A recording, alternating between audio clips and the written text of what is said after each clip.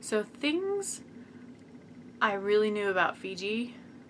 Truman from the Truman Show wanted to go there, and there's water named after it. That's kind of the basics of what I knew. I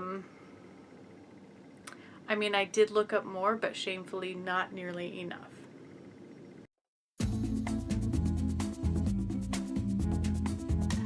Hey guys, welcome to the Fiji vlog. No, I'm not Nikki. I am going on an adventure and trying to manage a 2nd-degree sunburn from New Zealand. Thank you, New Zealand. It's an amazing souvenir to take with me. Anyway, let's see what we can do with Fiji in a couple of days and a couple of degrees of sunburn. Yeah, I don't know. Let's see what happens. So Fiji started off rough. I had my massive sunburn. What I didn't realize was that I was allergic to the sunburn cream that I put on it. So I'll go into depth, I think, maybe about this some other time, about like weird allergies and stuff, but without getting into too much grossness, it was gross. So luckily my friend Angie and I stopped on the way to the airport. We got some gauze and we just like packaged up my back because there was no way I was going to go on a 3-hour flight without it. It was bad, and I got on the plane just fine.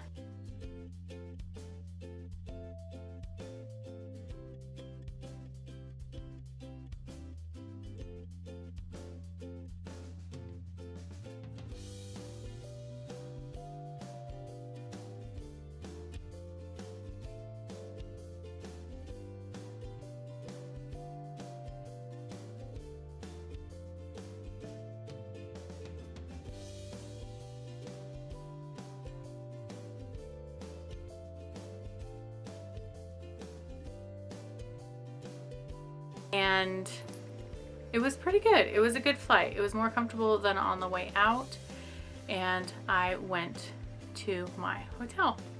When I was at the airport, I realized, like, it clicked why my skin was having such a bad reaction. I realized that there was an allergy that I hadn't been thinking about when I put this stuff on my back. So I knew that I was just sitting there for hours and I would be on the plane just basically letting this poison soak into me. So as soon as I got to Fiji, my plan was to take a shower right away to help myself to heal better. Checking into the hotel, or technically resort, I was unpleasantly surprised. Well, first of all, okay, so I emailed them multiple times just to guarantee that they were going to be there to pick me up at the airport. Well, the pickup guy didn't have me on his list, despite being assured that he would. Luckily, he still took me there, so that was good. But then I get to the check-in counter and they said, "Oh, well, I see you've paid for 2 nights, but we only have space for you for 1 night."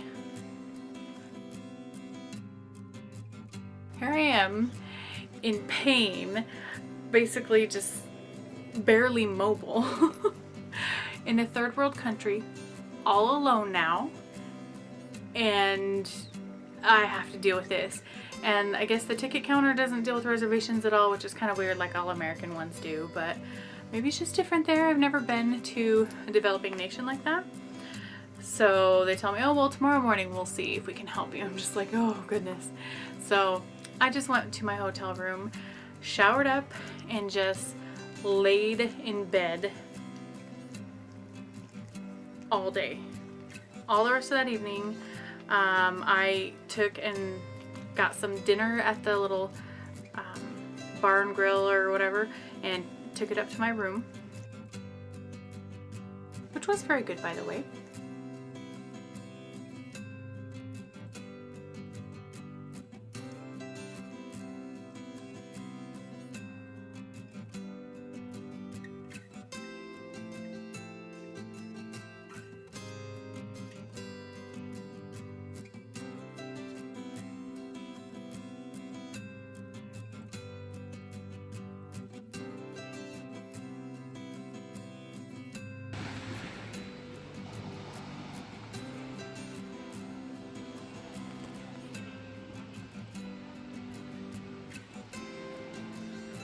Now, I am concerned about a lot of things at this point. I'm concerned that I didn't get traveler's insurance, which is really foolish, but I'll be honest, even though I work in the airline industry, I don't understand traveler's insurance that much. And that's one thing that I am vowing to study more and will hopefully do a video on. I do have videos of tips and tricks from my perspective as a reservations agent, but that one, because I'm not a licensed insurance agent, I barely touch on. So I need to educate myself to help myself and help you guys and help others. So that's a commitment I'm going to work on. But I'm in this country and I'm like, I don't want to just go to some doctor. I don't know how much it would cost. I don't know how I would get there. I don't know if I could trust what they're giving me. As soon as you walked off the plane, there are these big things about remembering to not get bit by mosquitoes because you might get dengue fever. You might also get Zika. Not that I'm, pregnant or planning on being pregnant, but still. And also the CDC warns you that you should get a typhoid shot, which I did not prepare, guys. I don't know why. I do know why. I just moved. I was stressed.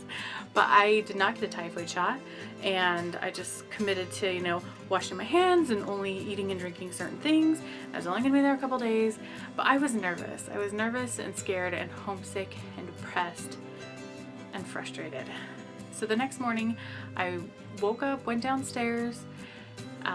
2 employees confirmed that I was indeed going to be able to stay the second night, which is funny because later that day, someone came up and knocked on my door and said, "Aren't you checking out?"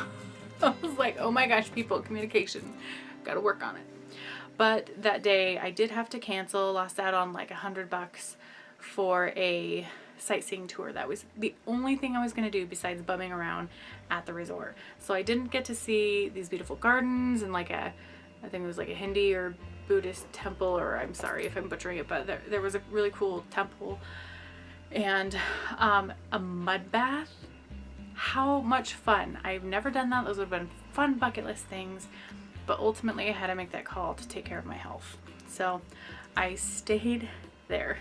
By the end of the night, my back had cleared up enough that I felt safe enough to go out in the shade as the sun set and have some dinner, and it was breathtaking there. It was so beautiful.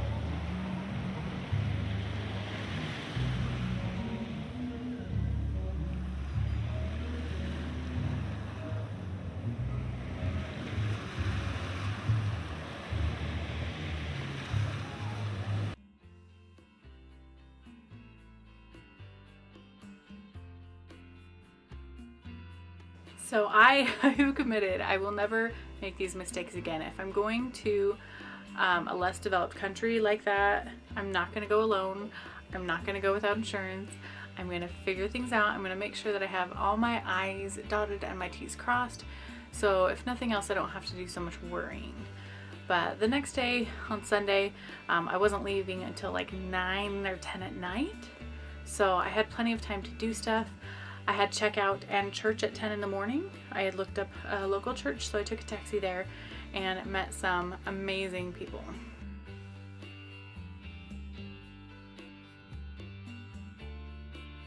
Luckily for me, the service was in English. During Sunday school, a good portion of the congregation went off for a Fijian language Sunday school, but there were still some English speaking ones in our own little class, so that was nice. And a really sweet lady, Molly, invited me to her house for lunch, knowing that I was going to be at the airport for like 8 hours, just chilling there by myself. And Normally you wouldn't just take a lunch invitation to who knows where from a complete stranger, but that is a nice thing about my church, is that worldwide I've been to multiple congregations, and you always have that sense of brotherhood, sisterhood, family, and you also have to follow that Holy Ghost, that spirit whispering to you, is this safe, is this a good choice? And you know, I felt that it was okay, that it was safe, and you know, a bunch of other church members saw that I was going home with them, and none of them were like, no, they're gonna kidnap you. And we became friends on Facebook, so I knew like people will know where I went. So not really thinking about that I'm in a third world country, there is quite a difference between the resorts and the impoverishment, the poverty that is there. And I don't think there's really a lot of middle class from what I've read. Not that, I mean, I was there 2.5 days, like I'm not the expert, but from what I could see and what I've read, there is quite a bit of difference. So I didn't really think about it. I guess in my mind, you know, when someone says, hey, come on over to my house for lunch, it's like we hop in the car, we go to their house, you know, a few blocks away, because I literally live across the street from a church. So I just walk across the street. But no, so we walked a while, we got to a bus stop, we waited like half an hour, we got on a public bus, and then we drove a while, and then we got in a taxi, and then we drove a while, and I kid you not, if they wanted to off me, no one would ever know where I was.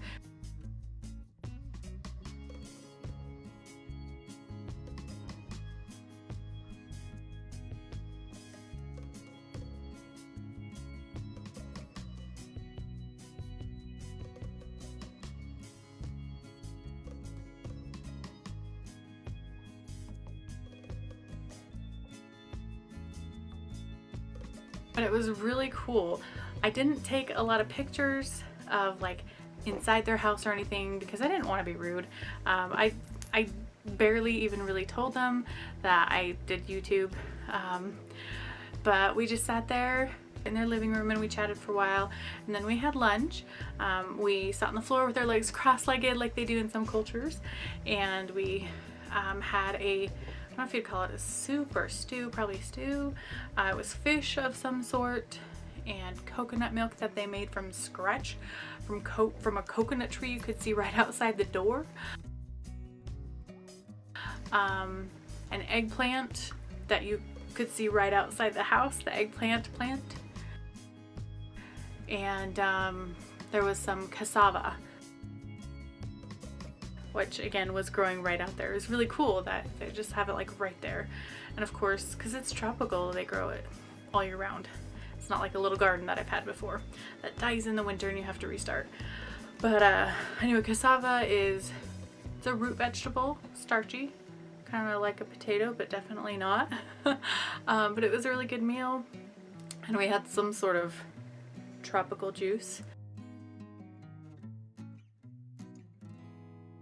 And I didn't, you know, like I wasn't really expecting to connect with people there. So I did find that I had some chocolates that was, you know, partially melted because it was so blazing hot. But I had some chocolates in my purse that I gave to the kids, and like some lotion that was scented and stuff that they liked. And so they were really sweet. We caught a taxi to the airport and we just hung out for a while, Molly and her daughter and I, until it was time to go. I will say that that was definitely kind of the saving grace of my trip, is I got to see one of the most true sides of Fiji. The view was breathtaking in the countryside. It was breathtaking on the beach. It is a very beautiful place, but it really made my day to make that connection, and I'm really very grateful for that. That being said, I was also kind of really grateful to leave. I don't know how people survive there. I mean, I know they survive because they just get used to it, but this girl does not do hot and humid. No siree. So I was just like dripping buckets of sweat and just like, oh, it is not comfortable. It was only like 81 degrees Fahrenheit when I was looking at my phone, but it was like 1,000% humidity, I swear. But I went to the airport. It was nice and smooth, and the plane ride, I mean, it's as smooth as a 10-hour overnight plane ride can be.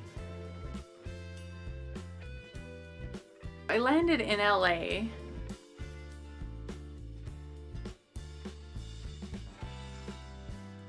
And then I had a connection to Salt Lake City. And then that was like a 4.5 hour layover. I had kind of planned it that way. So my parents picked me up from the airport. I got to go see my nieces and nephews. We had a little dinner. I got to shower up, get some first aid medical attention on my burn. And they took me back and I was on my way. Came back home.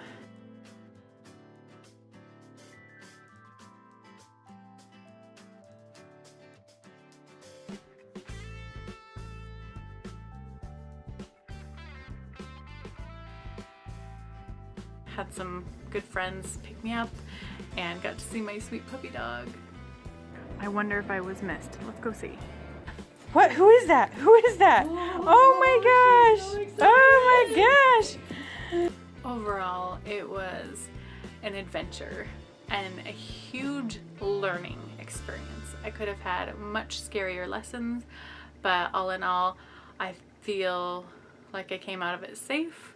I feel like I got to enjoy it, even though it wasn't my plan, even though it wasn't ideal, I still got to enjoy it. So I definitely think I would go back to Fiji.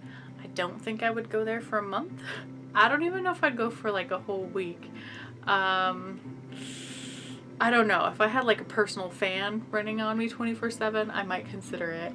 And definitely more options with wardrobe, because I packed so light that I just didn't have a lot of cool clothing. But anyway, if you've been to Fiji, I would love to hear about your experiences down below. And thank you so much for joining me. This is the end of my trip that I went to New Zealand for a week and a half and then just Fiji a couple days. But I wanted to share that part with you guys. I will have another 1-2 videos about specific things with Fiji coming up and other adventures. And guys, I would just hope that you'd subscribe, see me some more fun stuff, and I'd love your feedback, and we'll see you next time. Bye! While I'm wrapping this up, I thought I would just mention they drive on the left side of the road, like New Zealand, and also you have to flip a switch to use the outlets, like New Zealand. They do focus on Fiji time, which means just chill out, no hurry, no worry. And I will be having a video later about Fiji water compared to water in Fiji. Stay tuned.